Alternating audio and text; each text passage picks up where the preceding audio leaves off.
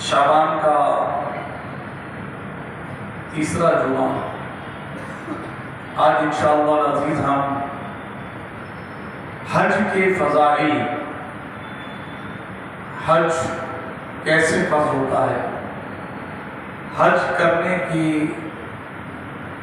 क्या फ़ायदे हैं, ना करने के क्या नुकसानात हैं, इंशाअल्लाह अज़ीज़ इस बारे में सुनेंगे। हज इस्लाम का बुनियादी रुकन है, 5 अरकान इस्लाम से एक रुकन हज भी है। तो इंशाअल्लाह आप सुनेंगे, क्योंकि करीब हज के फॉर्म इशू होने वाले हैं और हज मुसलमान पर फर्ज है, साहिब इस्तिताअत पर। तो तवज्जो के साथ सुनिए, हो सके तो दूसरों को भी तरकीब दिलाएं। अल्लाह ने कहा ये जो बयान जो मैं कर रहा हूँ ये तहरीरी सूरत में भी मैं इसको आप लोगों के लिए व्हाट्सएप पर और दीगर जानने वालों के पर्सनल नंबर पर भी इसको मैं सेंड करूँगा।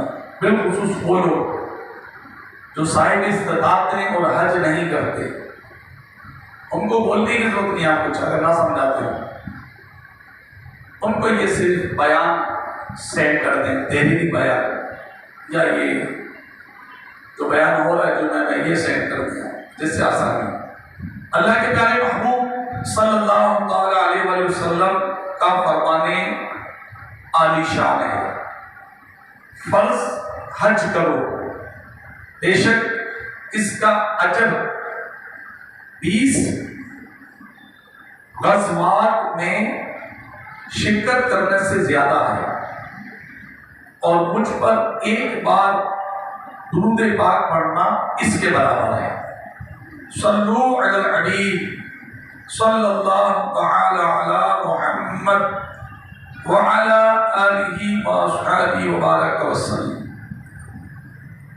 हज दीन इस्लाम के बुनियादी अरकान में से एक अहम रुकन है जो कि सन 9 हिजरी में फर्ज हुआ। अल्लाह पाक कुरान पाक में इरशाद फरमाता है, पारा 4 सूरह आले इमरान आयत नंबर 97 इरशाद हुआ, वलिल्लाहि अलन नासि हिज्जुल बैति मन इस्तताअ इलैहि सबीला वमन कफर फइन्नल्लाह गनियुन अनिल आलमीन। तर्जुमा कुरान कंजुल ईमान। और अल्लाह के लिए लोगों पर इस घर का हज करना है जो इस तक चल सके, और जो मुनकिर हो तो अल्लाह सारे जहां से बेपरवाह है।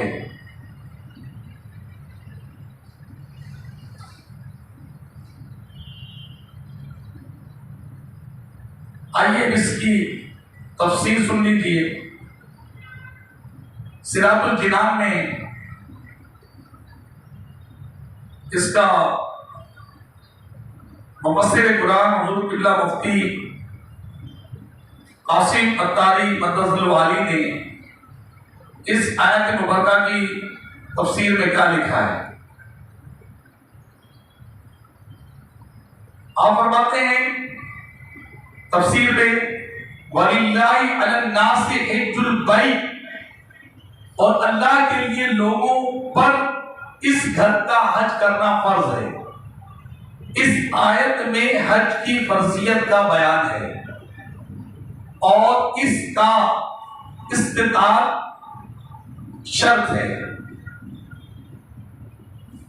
हदीस शरीफ में प्यारे आका सुल्तान मदीना सल्लल्लाहु अलैहि वसल्लम ने इसकी तफसीर यूं फरमाई। हमारे आका ने इस आयत कुरान की तफसीर अपने फरमान में यूं बयान की कि ज़ाते राह और सवारी से फरमाए। ज़ादे राह और सफर के अखराजात, ज़ादे राह रास्ते के अखराजात और सवारी ये फरमाई। हज फर्ज होने के लिए ज़ादे राह की मिकदार।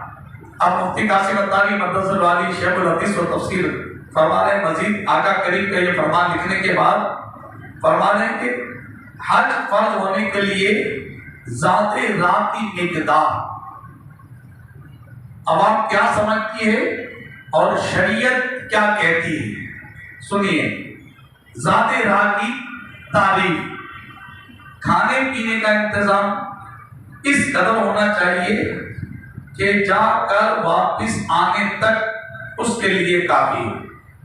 जैसे हमारे तकरीबन 40 दिन 42 दिन का एक माकूल पैकेज बनता है गवर्नमेंट और प्राइवेट, 40 दिन 42 दिन, कुछ शॉर्ट पैकेज भी होते हैं 15 दिन के भी होते हैं, लेकिन एक जनरल बात करो तो उसके अखराजात समझ लीजिए। अच्छा ये हो गए वापसी तक के। अच्छा एलो आयाल यानी एले खाना जो आपकी किफालत में है, उनके खर्च भी हो, उनको इतना दे के जाए कि उनको कोई दुश्वारी ना हो, जो जायज अखराजात हैं जो उसके जिम्मे है किफालत। रास्ते का अमन भी जरूरी है, कोई खतरात ना हो रास्ते में। अल्हम्दुलिल्लाह इस वक्त तो आपको पता है कैसे मामला हैं कि रास्ते में कोई खतरा नहीं है। और बात है कि अल्लाह ना करे जहाज कश हो जाए, कोई हादसा हो जाए, बोल बात, लेकिन कोई रास्ते के अखराजात नहीं है कि अल्लाह ना करे कोई लूट ले, ऐसा कुछ भी नहीं है। देखे थी इधर ऐसा नहीं है। मजीद क्योंकि जरूरी है, बगैर हज की अदायगी लाजिम नहीं, यानी अमल भी जरूरी, क्योंकि इसके बगैर हज की अदायगी लाजिम नहीं होती। मजीद तफसील फिक़ही किताबों में फरमाएं। अगली आयत के हिस्से का वमन कफरा, और जो मुनकिर हो, इरशाद फरमाया हज की फर्जियत बयान कर दी गई। अब जो इसका मुनकिर हुआ, अल्लाह ताला उससे बल्कि सारे जहान से बेनियाज है, परवाह नहीं है। जो मुनकिर बात होता है ना, नादान लोग कि हज की क्या जरूरत है, आप किसी की बच्ची की शादी करा दो, आज किसी बेवा की मदद कर दो। फर्ज हज के लिए अदा करना पड़ेगा, फर्ज हज। हाँ हज आपने कर लिया, जिंदगी का फर्ज अदा हो गया, अगले साल आप पर बस नहीं, जिंदगी में एक ही बात फर्ज है, अगले साल आप गरीबों की मदद करें, मस्जिद बनाएं, जो भी करें। लेकिन फर्ज हज के लिए किसी को ये कह देना कि जी लाजिम नहीं है जी, ये भी आपका हज है कि आप किसी की बेटी की शादी करा दो, शादी करा दी, उसमें नाच गाने ना जाने करके शादी तो 10,000 में हो जाए, सीधी सीधी बात। तो ये लोगों के ज़बानी जमा खर्च होते हैं जो शरीयत से बिल्कुल दूर होते हैं। तो फरमाया कि जो इसका मुनकिर हुआ, अल्लाह ताला उससे बल्कि सारे जहां से बेनियाज है, अल्लाह की नाराजगी जाहिर होती है। और ये मसला भी साबित हुआ कि फर्ज़े कतई का मुनकिर काफिर है, यानी कुरान की आयतों से हज का फर्ज होने का सबूत। अब जिसने इनकार किया तो वो फर्ज़ कतई का मुनकिर हुआ, और जो फर्ज़ कतई का मुनकिर हुआ वो दायरा इस्लाम से खारिज है। अल्लाह करीम हमें अमल की तौफीक अता फरमाए और हमें शरीयत पाक के जो अहकाम हैं, जो कुरान और हदीस की रोशनी में, उस पर अमल की तौफीक अता फरमाए। हज़रत अबू हुरैरा रज़ियल्लाहु ताला अन्हु फरमाते हैं कि प्यारे आका सुल्तान मदीना सल्लल्लाहु ताला अलैहि वसल्लम से अर्ज किया गया, या रसूलल्लाह सल्लल्लाहु अलैहि वसल्लम, सबसे अफजल अमल कौन सा है? अल्लाह पाक उसके प्यारे रसूल सल्लल्लाहु अलैहि वसल्लम आपने फरमाया अल्लाह और उसके रसूल पर ईमान लाना। अर्ज किया गया उसके बाद फरमाया अल्लाह की राह में जिहाद करना। अर्ज किया गया फिर कौन सा? फरमाया हज मबरूर करना। अब हज तो आपने सुना है, मबरूर के क्या माने है ना? मबरूर किसे कहते हैं? हज मबरूर, हज मकबूल ये लफ्ज आता है। तो सरकार ने फरमाया हज मबरूर करना। उसके बाद यह अमल मनकूल हजरत इमाम हसन बसरी रहमतुल्लाह अलैह से किसी ने पूछा, ये ताबाई बुजुर्ग हजरत इमाम हसन बसरी सहाबा के दौर के बुजुर्ग हैं। सहाबा को इन्होंने सहाबा कराम की ज़ियारत की। तो पूछा हज मबरूर किसे कहते हैं? इमाम हसन बसरी ने फरमाया हज मबरूर वो हज है जिसके बाद बंदा दुनिया से बेरगबत और आखिरत में मशगूल हो जाए। ये हज मबरूर, यानी यूं समझिए इसको आला हज़रत इमाम अहले सुन्नत ने भी फरमाया कि हज मबरूर के माने हैं पहले से अच्छा होके बढ़ते। ऐसे पहले से यानी हज को जा रहा है, जब वापसी आए तो बदला हुआ है, दाढ़ी मुबारक भी सजी हुई है, नमाज़ें भी पाबंदी से पढ़ रहा है, अंदाज भी बड़ा अच्छा हो गया है, माँ बाप की इज्जत भी करता है, किसी को तकलीफ भी नहीं देता, यानी अच्छा अच्छा पढ़ता है। फरमान ये हज मकबूल की अलामत। एक जगह ये भी फरमाया कि हज कबूल होने की अलामत ये भी है कि वो पहले से अच्छा पढ़ता है। क्या बात! यहाँ रोते हैं, खाना काबा देखने को यहाँ तरसते हैं, तस्वीरों में देख के रोते हैं, चैनल पे देख के रोते हैं। अल्लाह ने करम किया, आप वहां जाके देख रहे हैं, अपनी जागती आंखों से बिला हाई काबे का तवाफ कर रहे हैं, मंजर देख रहे हैं, आंखों से दीदार कर रहे हैं, हजर अस्वद को चूम रहे हैं, मुंतजिम से लिपट रहे हैं, अल्लाह अकबर मीज़ाब रहमत के नीचे खड़े हैं, हतीम पाक में दुकाना पढ़ रहे हैं, बाबे काबा पे टिकटिकी जमी हुई, मकाम इब्राहिम के पास मकाम इब्राहिम मुसल्ला आयत की तिलावत कर रहे हैं। तो ये कैसा एक मंजर है। तो अब भी आकर वो वहां जाकर भी ना अच्छा हो तो सोचे कि क्या है। ये मैं एक अपने अंदाज में आपको समझा रहा। सुभान अल्लाह। हज किसे कहते हैं? सही, हज किसे कहते हैं? उलमा लिखते हैं कि एहराम बांधकर 9 ज़िलहज को अरफात में ठहरना, जिसे वकूफ़े अरफा कहते हैं। ये हज के 2 फर्जों में से पहला फर्ज 9 ज़िलहज को एहराम की सूरत में मैदान अरफात में वकूफ़े अरफा के वक्त मौजूद रहना, जिसका वक्त है 9 तारीख को इब्तिदाई ज़ोहर से और सहरी तक, यानी ये पूरा दिन पूरी रात सहरी तक ये वक्त है। ऐसे लोग मगरिब होने का, जब मगरिब हो जाए तो अरफात से लोग निकलते हैं, मुज़दलिफा जाते हैं, और मुज़दलिफा जाते हैं, मुज़दलिफा का वक्त सुबह शादी से शुरू होता है, फजर शुरू हुई और वकूफ़े मुज़दलिफा शुरू होगा। लेकिन लोग वकूफ़े अरफा करके मगरिब के बाद वहां से निकलते हैं, मगरिब पढ़ते नहीं है, वो मुज़दलिफा में पढ़ते हैं। खैर बात आगे चली। तो हज 9 तारीख को एहराम की हालत में उस मैदान में एहराम की हालत में बोलते। दूसरा, काबाए मुअज़्ज़मा के तवाफ को हज कहते हैं।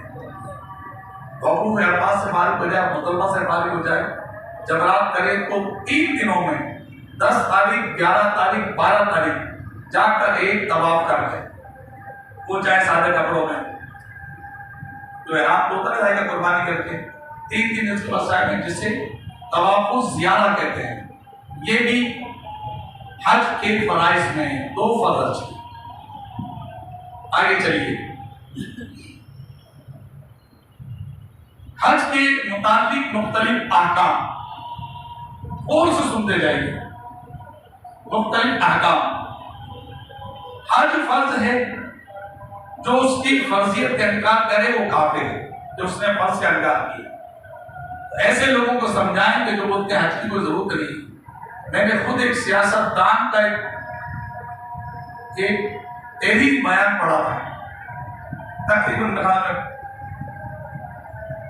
35 साल या 30 साल पहले, मर गया, चला गया। उसने कहा कि हज का कोई फायदा नहीं है, और माशाअल्लाह ये उसने कहा कि आगे जमजम के पानी दरियाओं के पानी के बराबर। ये मैंने अपनी आंखों से, अब वो कौमी बात था या जगह बात था, मैंने पढ़ा। तो सियासतदानों की कोई जिंदगी थोड़ी होती है कि खाली बोलना, 3 पीस पहन लेना, पटाख पटाख के चलना, ये कोई जिंदगी थोड़ी है।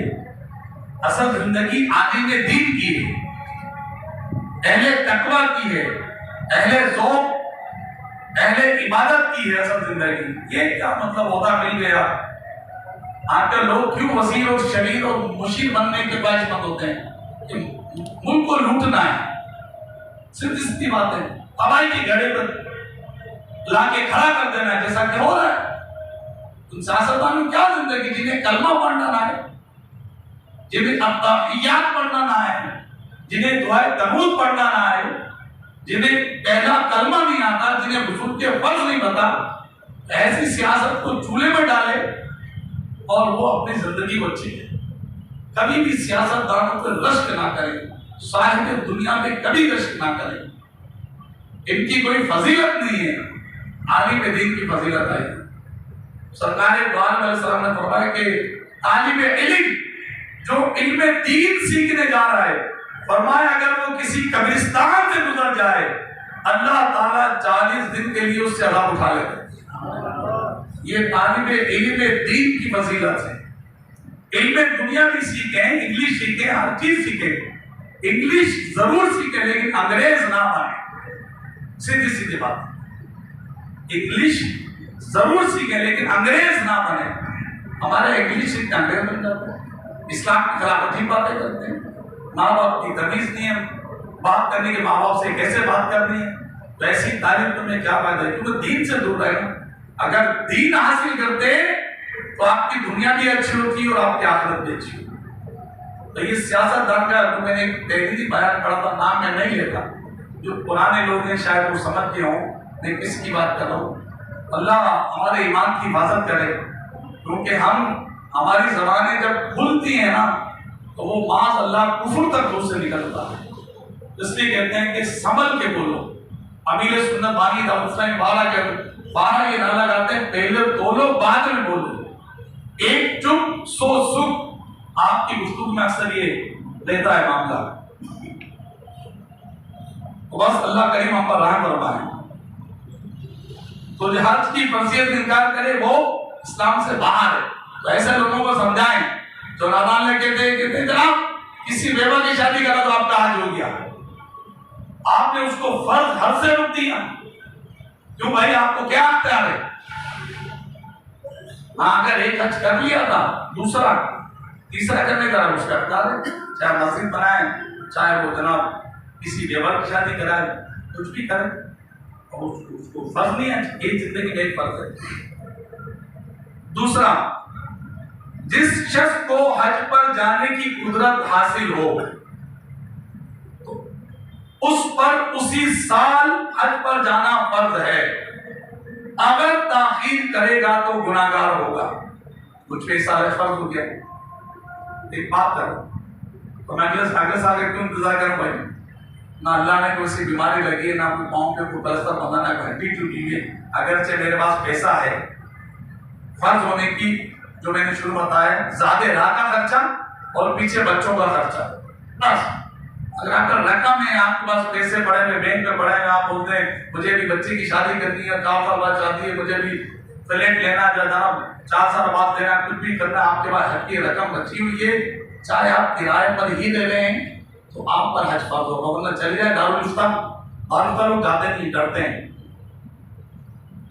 सारा से दिल में तकलीफ होती है, पूरी डॉक्टर के पास भागते हैं। कोई कार्डियो जाता है, कोई कहाँ जाता है, पूरी भागता है। ऐसा नहीं कि मुझे अटैक ना हो जाए, मेरे दिल के बाल बंद ना हो, कहीं दुनिया से ना चले जाऊं, पूरी डॉक्टर की बात भागते हैं। जहाँ दीनी मामला आता है तो ये जो रूहानी सर्जन बैठे हैं हमारे दारुल इफ्ताह में, जो हमारे की ईमान को मजबूत करते हैं और हमारे अंदर से बुरी खराबियां निकालते हैं, तो वो मुफ्तियान इस्लाम हैं। उनके पास जाकर लोग डरते हैं। मैं बात यहाँ कहता हूँ उनके पास जाए, तो वो जो है फिर हज नहीं करते, नहीं जाते हैं, वो मान कर नहीं जाते। आगे आगे बड़ी बड़ी बड़ी फजीलत है आगे। फरमाया कि जिसे कुदरत होने के बावजूद जो शख्स उसी सालत पर जाना फर्ज है जिस साल फर्ज हो गया, अगर ताखीर करने का गुनाहगार होगा। अब हज फर्ज हो चुका है, अब उसे करना है चाहे आगे कंगाल हो जाए। वो जब 2,30,000 का हज हो रहा था ना, 2,30,000 का 2016 में, 17 में, 18 में, उस वक्त कितने लोगों पे हज फर्ज था, लेकिन लोग नहीं जाते, चले जाएंगे। अब तकरीबन सुना है 11 लाख से ऊपर 12 का है, 12 का कह रहे हैं। आज हो गया, आज ऐलान होने का था। हाँ, परसों तक तो 11,65 सुना था मैं, कल कोई काबीना का फैसला हो, आज शायद सुना दिए बता रहे 12 लाख का लगा है। फिर भी कोई मसला नहीं है, जिस पर है तो उसके लिए 12 लाख है। दिए किसने ये 12 लाख? ये 50 लाख दिए किसने आपको? उसी का तो फरमान है कि हज में जाओ, उस घर का हज करो। तो उस वक्त में बहुत लोग कहता था, अब मेरे सामने बहुत ऐसे लोग हैं, वो बोलते हैं पैसा नहीं, मैं तो कहता हज फर्ज है आपका, पैसा नहीं हज फर्ज हो गया। अल्लाह ने कहा जो कंगाल लोग क्या करेंगे? यहाँ क्या आगे सुनिए, कुदरत होने के बावजूद जो शख्स चंद साल तक हज ना करे तो वो फासिक है और उसकी गवाही मरदूद है, मरदूद शहादत, यानी उसकी गवाही नामंजूर है। ये शरई अहकाम है। हज की कज़ा नहीं, जिंदगी में जब भी करेगा अदा ही कहलाएगा। यानी कोई सोचे मतलब तो यार 2010 में फर्ज हो गया था, अब तो 12 साल गुजर गए, 2023 आ गया, 13 साल होने को है, तो मैं हज कैसे करूं? तो हज अदा करो भाई, शुक्र करो रब ने सलामत रखा है आपको। अगर दुनिया से चले जाते तो आइए एक हदीस शरीफ आगे आ रही, वो आपको मैं सुनाऊं, अभी आएगी इसमें। मजीद फरमाया, दिखावे के लिए और हराम के पैसों से हज करना हराम है। हज को जाने के लिए जिससे इजाजत लेना वाजिब है, बगैर उसकी इजाजत के जाना मकरूह। मसलन माँ बाप अगर उसकी खिदमत के मोहताज हों और माँ बाप ना हो तो दादा दादी का भी एक उम्र की उम्र से एक इजाजत है, फर्ज हज के लिए इजाजत नहीं मिली तो उसका हज अदा होगा, उसको जाना भी होगा। माँ बाप रोके भी तो जाना, और बातें कि उनकी खिदमत के मोहताज हो, बिल्कुल ऐसे जिक्र कोई है नहीं बोलते। अच्छा, नफल हज हो तो मुतलकन वालिदैन की इताअत करेगा। नफल हज कर लिया, अगले हज को जा रहा है, अब माँ बाप बोले जा तो जाएंगे और माँ बाप ने बोला नहीं जाओ तो रुक जाएंगे, ये इजाजत यहाँ पर मौकूफ हो गई। उनके देने और ना देने पर आप करेंगे।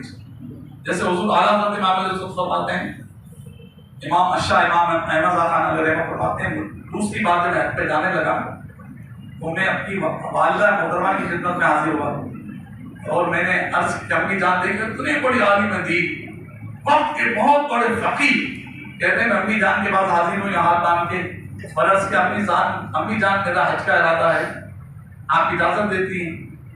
तो अम्मी जान ने फरमाया कि बेटा इजाजत है, आप जाओ। आला हज़रत फरमाते हैं बस मैंने अपनी वालिदा के ये जुमले सुने कि बेटा इजाजत है जाओ, ऐसे ही मैं उल्टे कदम बढ़ता।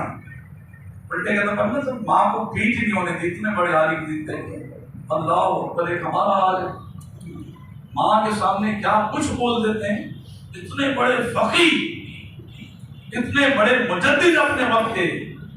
माँ ने कहा बेटा जाओ, कहते ऐसी उल्टे कदम में कमर से बाहर निकला और मैंने अपनी तैयारी शुरू कर दी। ऐसा ना हो कि थोड़ी देर में माँ मुझसे फरमा दे कि बेटा अभी नहीं अगले साल चले जा, मुझे रुकना पड़ेगा। तो मैं ऐसे ही बैठा और मैं तैयारी करके मैंने तैयारी करके निकाली। अंदाजा कीजिए ये हज के अहकाम कैसे हैं। और हमारे यहाँ तो अल्लाहु अकबर, कोई कहता मेरी माँ ने नहीं किया, कोई कहता मेरे बाप ने नहीं किया। असल मुराद ये कि हज पे जाना नहीं है, पैसा बचाना है।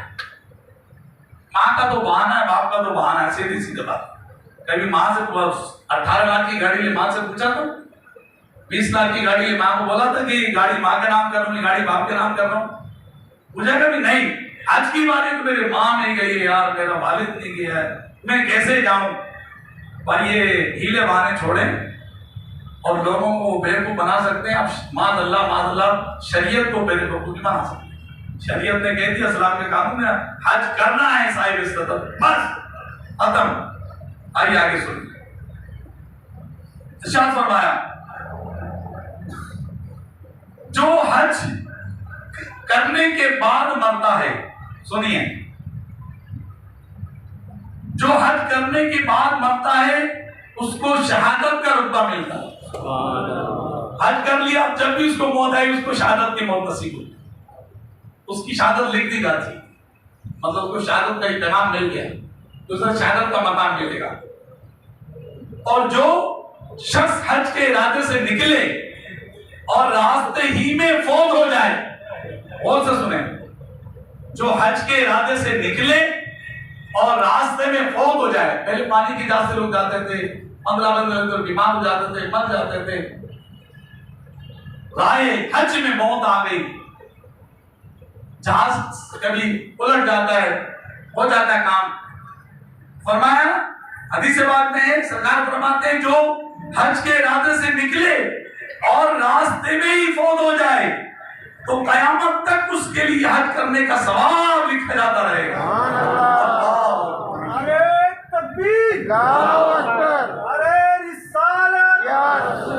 कितने हादीस सुनने में आता ना, बीच में कुछ हादसा भी हो गया, कितने हादसे चले, अब उन्हें कयामत तक हज का सवाब होता है। ऐसा सब यहाँ से दुनिया कमाने गए, अफ्रीका गए, अमेरिका गए, वहां इंतकाल हो गए, क्या फजीलत मिली? फजीलत मिली? हमने तो नहीं सुना। जाने से पहले सुना था मेरा बच्चा अमेरिका चला गया, मेरा बच्चा डॉक्टर बनने चला गया, मेरा बच्चा जनाब वहां चला गया, मेरे अब्बू साउथ अफ्रीका चले गए, फलानी जगह चले गए, कुछ दिनों बदलाती यार, अब्बू का इंतकाल हो गया यार, बेटे का इंतकाल हो गया। खैर, मौत बारह की आ जाती है, क्या फजीलत क्या मिली? कुछ नहीं। और ये अपना यहाँ से खर्च करके अल्लाह की राह में गया हज के लिए, और मौत आ गई, सरकार फरमाते हैं उसके लिए हर साल हज का सवाब। गया एक हज करने था, ऐसा उसका अल्लाह को उसका निकलना ऐसा पसंद आया, मौत तो आनी थी, बचना तो था ही नहीं उसको, लेकिन सरकार फरमाते हैं उसके लिए हर साल हज का सवाब। सुभान अल्लाह, सुभान अल्लाह। ये है इस्लाम के तरीके पर चलने का जब। आइए, हज मकबूल, दुनिया और उसमें जो कुछ है उनमें सबसे बेहतर और उसकी जजा जन्नत के सिवा कुछ नहीं। दुनिया में सबसे बेहतर फरमाया हज मकबूल वाला। दुनिया में जो कुछ है, दुनिया और इसमें जो कुछ है सबसे बेहतर फरमाया। अगर 60 लाख की गाड़ी पे ले ली ना तो कोई फजीलत नहीं है, देखिए शौक है, देखिए अपनी वजाहत की एक अलामत है, मनसब अल्लाह ने दिया है, जो भी आपको मिला है आलीशान अपने घर बना लिया, कोई इस पे फजीलत नहीं है। लेकिन फरमाया कि जो हज को गया, सुभान अल्लाह, हज किया, फरमाया दुनिया और जो कुछ इसमें सबसे बेहतर वो काम किया जो उसने कर, जो लोग नहीं करते। मैं कितनों को जानता हूं हज पर से नहीं करते। आगे आइए, सुभान अल्लाह, क्या क्या सरकार अता फरमा रहे हैं। फरमाया रब मुझे देता मैं तकसीम करता हूं, अना कासिम अल्लाह की, रब मुझे देता मैं तकसीम करता हूं। सुभान अल्लाह, क्या क्या सरकार अता फरमाए। सुभान अल्लाह, फरमाया बैतुल्लाह का तवाफ करने वालों के लिए 60 रहमतें उन पे नाजिल होती हैं, 60 रहमतें। हज करने वाले जब मक्का मुकर्रमा आते हैं तो फरिश्ते उनसे मुलाकात करते हैं, सवारियों पर सवार बाद हाजियों को सलाम, बाद से मुसाफा करते और पैदल चलने वालों से गले मिलते हैं। ये इस्तेमाल किया जाता हज करने वालों का। ये हदीस शरीफ में है, फरमाया जा रहा है कि हज करने वालों से फरिश्ते मुलाकात करते हैं। अपने को कोई गवर्नर साहब से हम हाथ मिला लेना, वो जो खानदान में वो बातें करता है, अल्लाह अकबर, अरे मैं तो रात को फलानी तकरीब में गवर्नर साहब से मैंने मुलाकात की, जनाब वाला मुझे तो वज़ीर आला साहब मिल गया, जनाब वाला मुझे तो फला ने वो DM और MD और पता नहीं किस से मेरी मुलाकातें हो गई, बड़ा फख्र करता है। हालांकि कोई फजीलत की बात नहीं है, बस एक हो गया काम। यहाँ तो सरकार फरमा रहे हैं, हदीस पाक है कि हाजियों का इस्तेकबाल फरिश्ते करते हैं, उनसे मुलाकात करते हैं, किसी से गले मिलते हैं, किसी से मुसाफा करते हैं। अब जिसको जो मंजर नजर आ जाए, जो आंखों से देख ले बस, वरना ये है तो समझिए। आइए अगली बात, सुभान अल्लाह, हज करने वाला बख्श दिया जाता है, सुभान अल्लाह। बल्कि हाजी जो हज करके आया, माह जुल्हिज्जा जिसमें हज हुआ, माह मुहर्रम अल हराम जो हज के बाद महीना आया, माह सफर जो मुहर्रम के बाद आया, और माह रबीउल अव्वल के 20 दिन तक, यानी 9 जिलहज के बाद से समझिए 10 जिलहज से लेकर 20 रबीउल अव्वल तक, इन दिनों में जिसके लिए हाजी बख्शिश चाहे अल्लाह उसको बख्श देता है। सुभान अल्लाह, सुभान अल्लाह। आज जो अमेरिका के गुण गाते हैं, जो जनाब स्विट्जरलैंड के गुण गाते हैं, जनाब वो और दूसरे ममालिक को गुण कराते हैं, जनाब हम तो वहां तक हो गया है। आपने हज किया क्या? हज नहीं कर सकते, बुलावा होगा चले जाएंगे। अमेरिका से आपको बुलावा आ गया, जनाब सदर साहब ने आपको वीजा दे दिया वहां का, क्या आ जाओ हमारे अमेरिका में, क्योंकि आपने कोशिश की ना, 3 लाख का टिकट लिया, 2-3 साल घर वालों से दूर रहे, सदर साहब ने वहां के आपको वीजा भेजा कि आओ हमारे मुल्क में, और यहाँ तुम आप यहाँ जनाब कह रहे कि जी बुलावा होगा तो चले जाएंगे।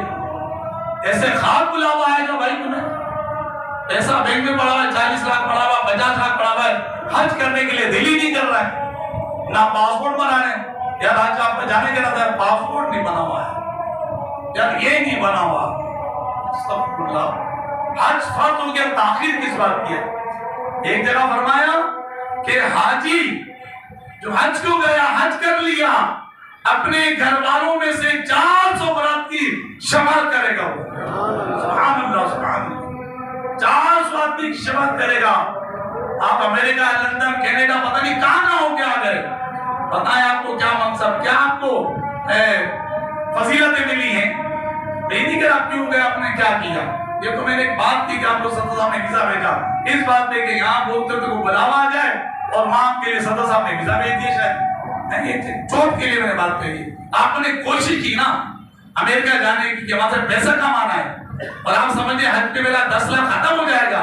अरे नहीं, सरकार ने फरमाया हज मोहताजी दूर करता है, हज जो है मोहताजी दूर करता है।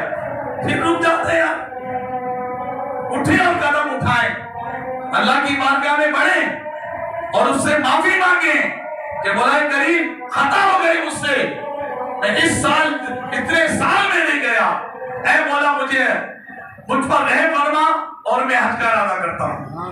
अब एक आध दिन में फार्म आ रहे, जल्दी जल्दी हिम्मत कीजिए, और जिस पे हज फर्ज हो चुका तो वो कर्ज लेके भी जाएगा तो मना नहीं, कर्ज लेके भी जा सकता। आइए हज ना करने के नुकसान, हज फर्ज होने के बावजूद जानबूझकर हज ना करना जहन्नम में ले जाने वाला काम है। फरीज़ा हज को तर्क करना अल्लाह पाक की नाराजगी का सबब है। जो हज पर कादिर हो और हज ना करे वो सब मुजरिम और गुनाहगार है। इस्तिताअत के बावजूद हज ना करने का अमल कुफार की मुशाबहत है, जिसे हज करने से ना ज़ाहिरी हाजत रुकावट हो, ना जालिम बादशाह, ना कोई ऐसा मर्ज जो उसके लिए रोक बने, बगैर हज किए मर गया। सरकार फरमाते वो चाहे नसरानी मरे चाहे यहूदी मरे। अल्लाहु अकबर। फरमाया जिस बंदे का जिस्म तंदुरुस्त हो और वो माली एतबार से खुशहाल हो और 5 साल तक हज ना करे वो जरूर मुजरिम है। अल्लाहु अकबर। हिम्मत कीजिए, कोशिश कीजिए, बस हज की रकम है, पीछे बच्चों का खर्चा है, आप हिम्मत करके जाइए, आप जाएं, इंशाअल्लाह ताला देखें कैसे राह खुलती है। और अल्लाह से तौबा करें, जो जितने साल की ताखिर हुई है, हिम्मत ना हारे, नहीं सोचेंगे मतलब पैसा कम हो जाएगा। क्यों सोचते हैं पैसा कम हो जाएगा? पैसा आपका बढ़ेगा, अल्लाह ने दिया है, उसने दिया है, उसी के अहकामात हैं। अभी एक आध दिन में ऐलान हो जाएंगे गवर्नमेंट पैकेज के, तो आप जाएंगे। हाँ, फर्ज कर लिया, अब अगले साल आपकी मर्जी है, अगले साल भी जाए तो आपका, ना जाए तो कुछ भी नहीं, लेकिन एक परचेस पे फर्ज कितने रकम है जिसमें जा सकते हैं। आप सोचो मैं कारोबार में लगाना, मुझे ये लगाना, वो लगाना, क्या पता। एक और हदीस शरीफ में कि हज फर्ज हो जाए कर लो, ना जाने कल क्या हो जाए, कल क्या हो जाए।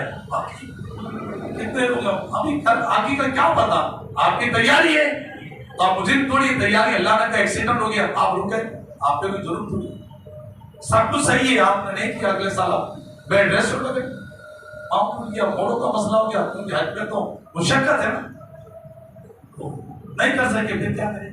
औलाद थोड़ी हज बदल करेगी आपका, बाप मर जाता है, माँ मर जाती है, रकम औलाद बांट के और खत्म कर फरार हो जाती है। उसको क्या पता बाप पे कितना कर्जा था, बाप पे हज किया था नहीं किया था, बाप ने ज़कातें दी थी नहीं दी थी, ये तो है ना। विरासत तकसीम होने से पहले उसका कर्जा निकाला जाए, हज फर्ज तो हज बदल किया जाए, ये सारे मामला हैं। हम कहाँ औलाद को लूट के औलाद को दीन थोड़ी सिखाया, औलाद को अमेरिका भेजा, कनाडा भेजा, लंदन भेजा, कमाओ, दीन थोड़ी सिखाया। मर गया तो पीछे औलाद को फातिहा करने की तौफीक नहीं हुई, तो जैसा किया ऐसा सामने आ गया। अगर दीन सिखाते तो बहुत अच्छा होता, खुद भी ज़कात निकालते, कुछ भी हज करते, पीछे औलाद भी हज करती, होता नहीं। अल्लाह करीम अमल की तौफीक अता फरमाए।